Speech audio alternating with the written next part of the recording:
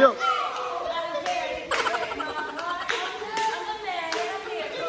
Hey!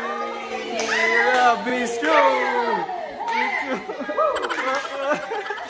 Ginagawa mo. No, no, no, no. Ginagawa mo.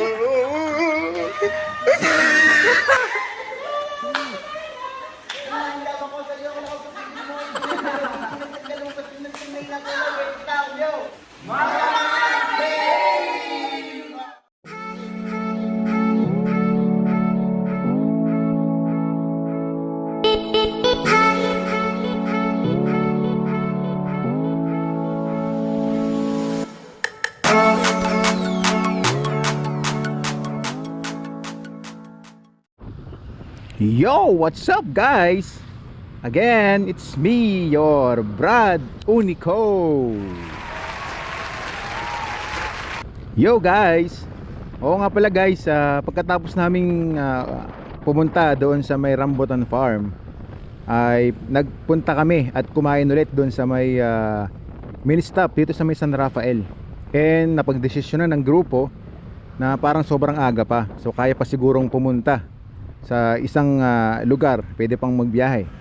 At yun, nagdesisyon ng grupo na try nating pumasok dito sa may Malangaan River Cave and Spring, dito sa may DRT rin guys. Yun nga guys, merong nakapagsabi sa amin na bukas na nga daw tong Malangaan River Cave and Spring dito sa may DRT. Kaya try nating puntahan guys. At ito nga kadugtong lang din ng ating vlog kanina na yun, nanggaling nga tayo sa Rambutan Farm dito lang din sa DRT. At ito, hanggat maaga pa, isulit na natin tong araw na ito. At baka yun nga, makapasok tayo doon sa may Malangaan River. At yun, dito daw yung daan doon, naka-waste na kami. So papasok tayo lang San Rafael guys. Bali, iikot tayo.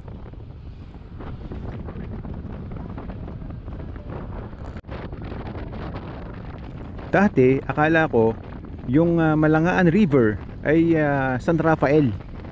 Yung pala is nasasakupan na pala siya ng DRT. Yung magiging way lang niya papunta doon sa Malangaan is yun, dadaan ka ng San Rafael. Bali, iikot tayo guys. Ito guys, papasok na tayo dito. San Rafael pa rin tayo. At yun, dinadala nga tayo ni Waze sa may bypass. So papasok tayo. Pupunta tayo ng bypass ngayon guys. Waze. Napakalaking tulong nga na itong si Waze no guys. Talagang kapag nag-Waze ka, talagang kahit hindi mo alam yung lugar, napupuntahan mo talaga dahil kay Waze.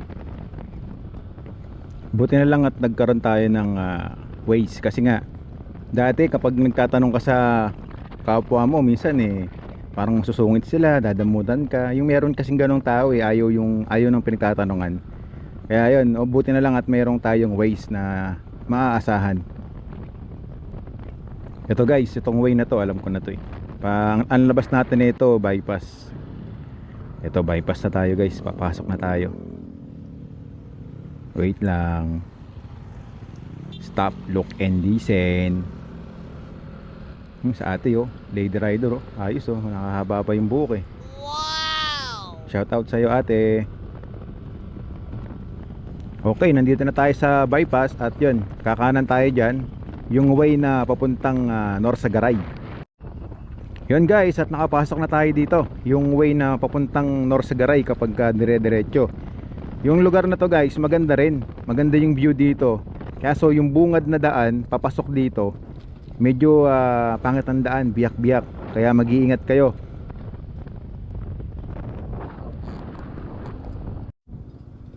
Yan guys, kita nyo, sira-sira talaga yung daan. Kaya mag-iingat kayo. Talagang biyak-biyak siya. Lalo na nung nadaan kami dito one time, umuulan. Tapos puro putik saka tubig. Kaya yan guys, wag masyadong mabilis dito dahan-dahan lang kayo dito sa part na to. Kasi biyak-biyak talaga yung karsada.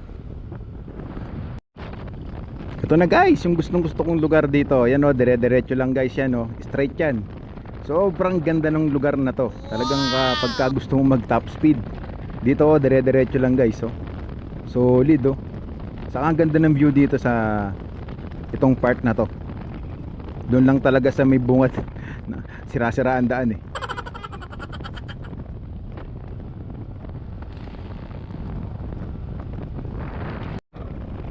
Guys, mabalik nga tayo kay Waze, no? Naalala ko lang, marami akong napapanood na video sa Facebook, mga motovlogger din. Yung nagnagamit nila si Waze pero dinadala sila kung saan saan. Yung tipong talagang halos hindi ka na makadaan, guys. At yan ay na-experience na rin namin ni Brad nung pumunta kami ng Baler. Talagang dinala kami sa dead end, guys. Pero yun, pagka halimbawa nararamdaman mo na parang may mali sa daan na binibigay sa ni Waze, mag-stop ka na at doon magsimula kang mag-try magtanong at baka makatapat ka naman ng kapwa mo na tuturuan ka talaga. Ito guys, at malapit na tayong mag left turn. Ito nga yung way na papuntang North Sagaray sa may Angat. Ito, left tayo dito. Left turn. Yun guys, dire-diretso lang tayo sa ating biyahe. Let's go at samahan nyo muna kami papunta ng Malangaan River.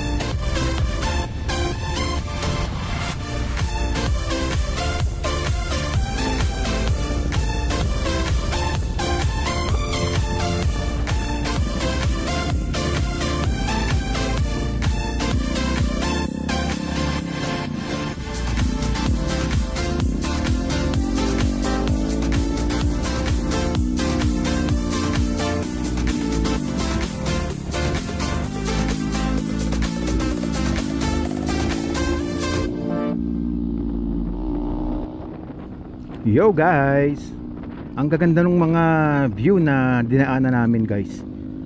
Solid din dito, no? Hindi mo din naiisip na ang gaganda ng, ang daming magagandang view dito sa sarili nating lalawigan ng Bulacan, no? Yung hindi mo pa nadidiscover, talagang yon yung mga looban na makikita mo talaga na bukid, bundok, maraming puno. Napakasarap mag joyride kapag ganitong view ang makikita mo guys, no? Oo nga pala guys, no, na itong daladala ko ngayon si NMAX. Feeling ko ako si JTV, yung CJ Katagumpay. Di ba naka ano yun, naka NMAX yun. Pero yun guys, solid din yung si JTV, no? Load din natin yun guys. Sobrang idol natin yan si J. Shoutout sa'yo JTV. Alam nyo guys, sa dinami-dami ng mga sikat na motovlogger ngayon sa Pilipinas, alam nyo guys, isa si JTV isa si JTV sa hinahangaan ko talaga guys. Simula nung umpisa pa lang nagsisimula siya. Kung panonoorin mo yung mga previous na vlog niya, hindi pa siya motovlogger nun guys. Tapos yung mga video na pinopost niya sa Facebook, yung about sa mga pangarap mo, yung mga sinasabi niya doon, talagang solid talaga. Alam mo yung katotohanan na nagsisimula. Kagaya ko, ako'y isang small YouTuber, hindi pa din naman tayo na ma-monetize na YouTube. So yun, nangangarap tayo na one day sana ay ma-monetize din tayo ni YouTube, yun guys. Ako ay simple lang naman na aking pangarap, yun, ma-monetize tayo ni YouTube at hindi naman tayo nangangarap ng sobrang laki dito sa pagbo-motovlog na kagaya ng mga narating ng mga sikat na motovlogger. Ang akin is ma-monetize ako, sobrang saya ko nun guys. Kasi nga, yung maging sulit lang yung aking hobby na pagra-ride Mahilig kasi ako mag-ride talaga eh. At least ngayon na-realize ko na pwede ko ding gawin na maging motovlog, maging motovlogger, you know. Ganun yung reason bakit ako nagma-motovlog ngayon. At patagal-tagal na din na kaming nahilig ng pagra-rides nitong si Brad. Siguro mahigit 3 taon na siguro kami. Less than 4 years na kaming nag-ride ng ride. Kung noon pa man siguro nag-start na akong mag-motovlog, ang dami ko na sigurong mga contents, tapos mga videos na na-i-upload sa YouTube. At yun nga, sana one day, hiling ko lang kay Lord na sana ma-monetize din tayo ni YouTube someday, guys. In Jesus name, guys, sana nga ma-monetize tayo ni YouTube. At syempre, guys, hindi natin pwedeng kalimutan ang lodi ng mga halos lahat ng riders. At yun, bukod kay JTB, sa aking mga idol, isa pang mga hinahangan ko pala si Red Sweet Potato, tapos si Boy First Time. Yan, okay din yan yung mga vlog niya eh. Pero talagang pinaka the best lahat, sa lahat-lahat, guys, itong si Red Force Feed. Yan talaga, solid talaga yung si Red Force Feed na yan, guys. Talagang yan, sinubaybayan ko yan. Medyo lubak-lubak na daan dito. Dahan-dahan lang tayo. Medyo papangit yung daan at yun, guys, yan, talagang hinangaan ko yan si Red Force Feed. Sa kakanood ko ng kanonood kay Red Force Feed ng kanyang mga vlog, one day na-realize ko din na parang gusto ko ding sobrang lubak dito, na gusto ko ding maging motovlogger na kagaya ni Red Force Feed. At yun nga, sana one day makita ko yung mga idol ko na yan. Yan sila JTB, si Red Sweet Potato, si Boy First Time, tapos ito yung pinaka the best nating lodi talaga, si Red Force Feed, guys. Yan, guys, palapit na tayo ng palapit doon sa may Malangaan River. At ito, papangit na rin ng papangit ang daan, palubak na ng palubak. Yun oh. Buti na lang hindi ko nadala si RS. Peace, Brad, peace. Yan, kayang-kaya na ni NMAX to. Grabe, guys, sobrang pangit ang daan. Shit, biyak-biyak talaga, as in. Pero bawi naman sa view, okay lang. Kaya lang, yun nga, sobrang mag-ingat dito. At yung daan is biyak-biyak. Baka ma-outbalance kayo, kaya ingat, guys, ha.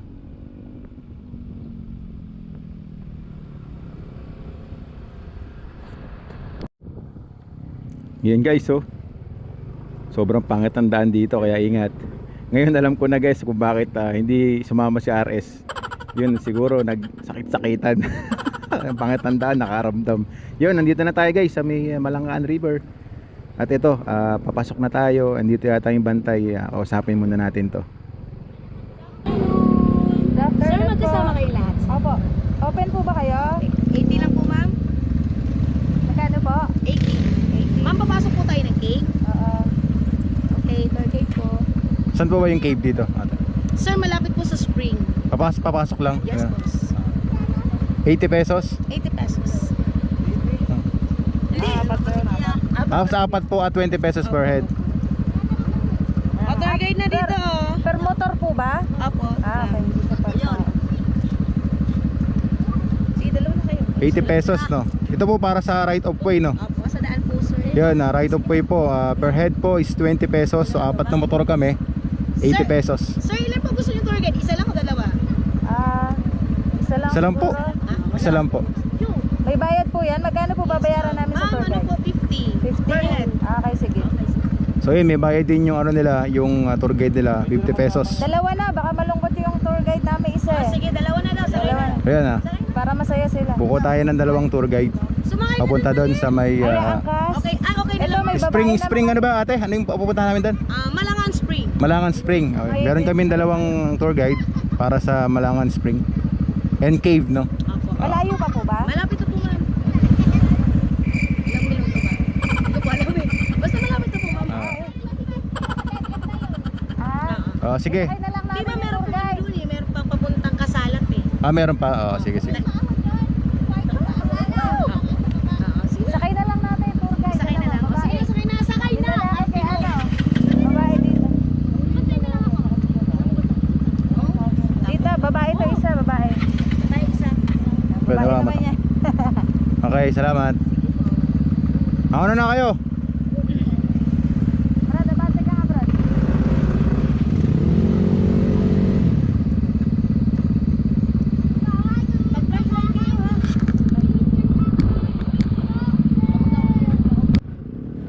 Yun, at eto na nga guys, papasok na tayo dun mismo sa may Malangaan River Cave and Spring. At yun guys, talagang sobrang pangit talaga ng daan dito guys, yung mga bato na maliliit. Ingatan nyo guys na magkamali ng gulong yung mga gulong nyo at baka mag-slide kayo guys. Buti na lang talaga at hindi ko dinala si RS200. Pero okay to talaga si Maxi. Ang NMAX talaga sobrang lupit nito. All around talaga yung gantong mga rough road, mapapangit, mapapaganda yung daan. Talagang kayang-kaya niya talaga. Sobrang solid tong si NMAX.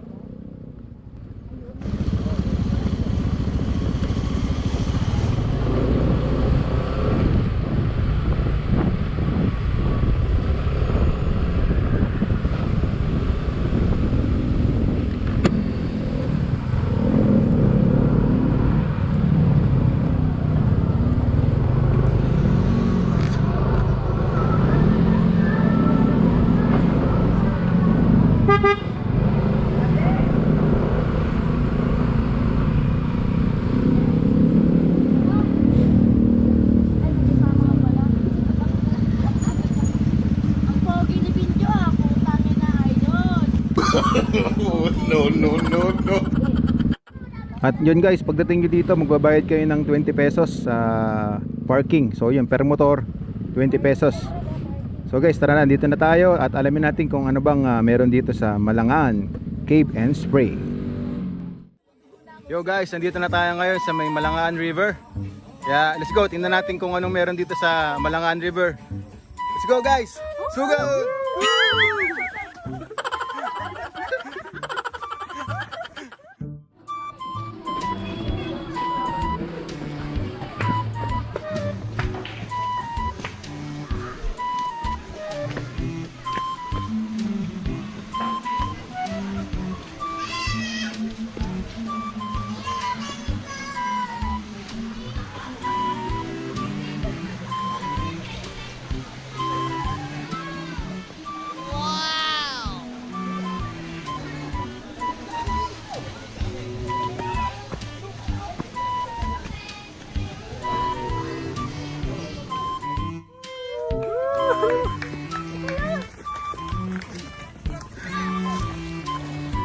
Hihilo ko.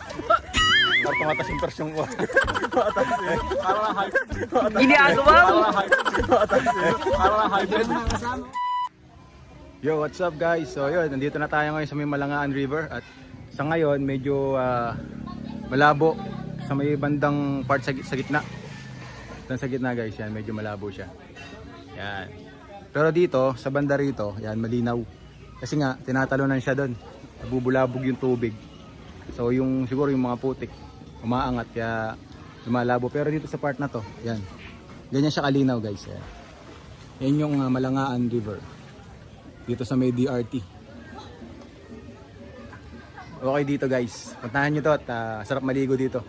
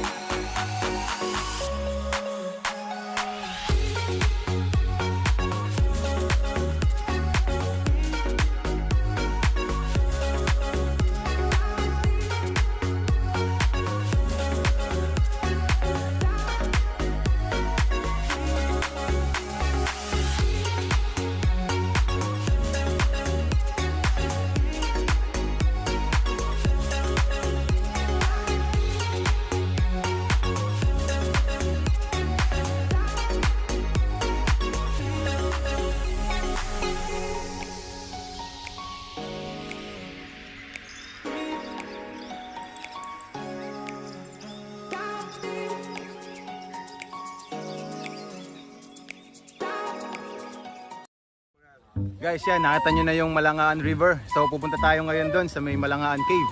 So guys, let's go!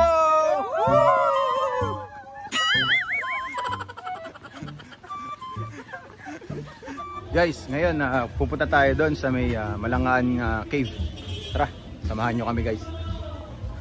At alamin natin kung ano bang meron doon sa may Malangaan Cave.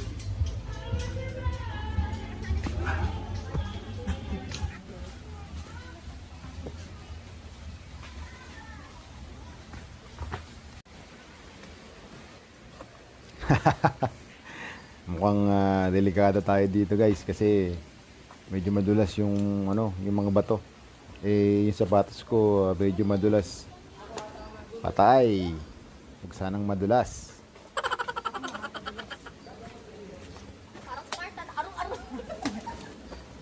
Nga pala guys, sumasali rin nga pala kami ng Spartan. Yan mo si Brad naka finisher pa ng Spartan Beast. Eh ngayon, ito, walang practice. Baka madulas. Dulas Spartan.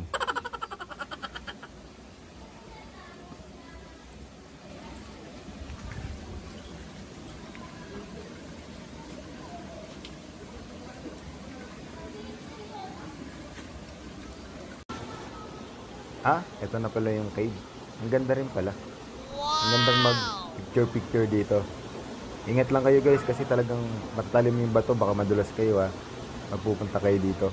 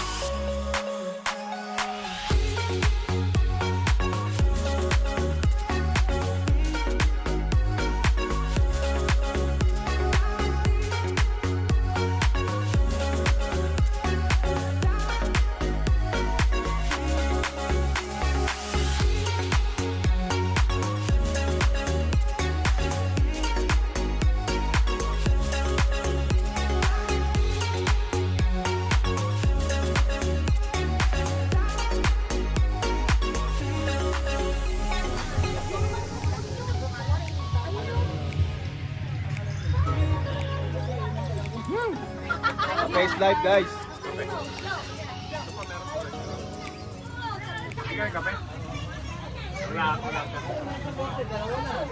Guys, pag pupunta nga pala kayo dito sa Malangaan River Cave and Spring, pwede kayong magpa-tour guide sa mga bata. Ito siya. Yan, Pogi. Yan, at yan si ate. So pwede nyo silang isama dito, pwede silang mag-picture sa inyo. Yan, at the same time, itutur nila kayo. Magkano bayad? 50 per head. Yan, 50 per head. Guys, kapag gusto nyo mag-rent ng cottage, ang rent fee ng cottage nila is 200 pesos. Yan. May idea na kayo pag pupunta kayo dito sa Malangaan River Cave and Spring. Yawn! Okay, so alright guys. At yun, sulit na sulit ang araw na ito. Talaga namang napakasaya, talaga naman. At yun guys, maraming salamat po sa pagsuporta nyo sa aking channel, sa panonood nyo po ng aking mga videos.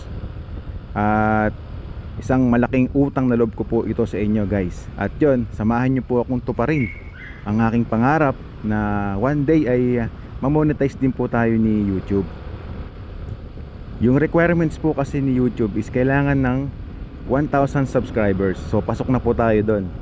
Ang kailangan ko na lang na maaprobahan is yung 4,000 watch hours. So yun guys, nakaka-half na tayo ng 4,000. So yun, konti na lang. At yun, may chance na tayong mamonetize nga nitong si YouTube. At gusto ko nga palang i-shout out si Gian Gabriel. Gian Gabriel, shout out sa'yo.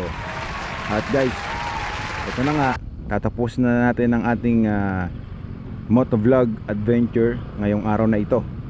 At yun guys, muli, kung ikaw ay hindi pa nakasubscribe sa channel ko, please subscribe to my channel guys. At syempre, kailangan mong i-click ang bell button para updated ka palagi kapag meron tayong mga bagong video. Again guys, thank you for watching. Keep safe, ride safe, and God bless. Bye-bye.